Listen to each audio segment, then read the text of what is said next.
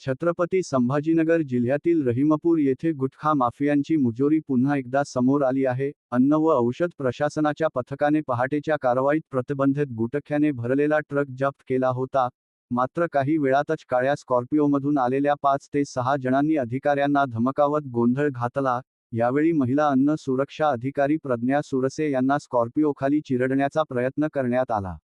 मात्र त्यांनी प्रसंगावधान राखत बाजूला उडी घेतल्याने मोठी दुर्घटना टळली. या गोंधळाचा फायदा घेत गुटखा माफियांनी जप्त केलेला ट्रक घटनास्थळावरून पळवून नेला.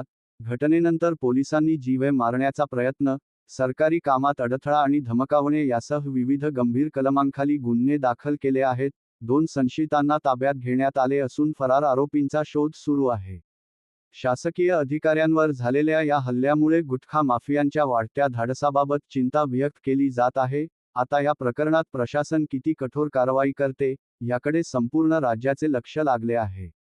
पोलीस टाइम्स मराठी न्यूजसाठी मुख्य संपादक जावेद शाह.